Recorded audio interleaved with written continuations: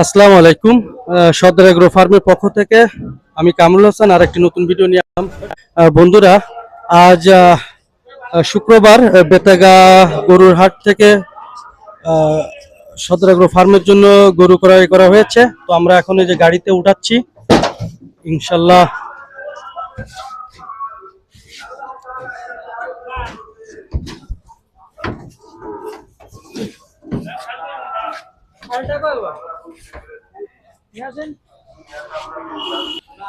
আর এই আর একটি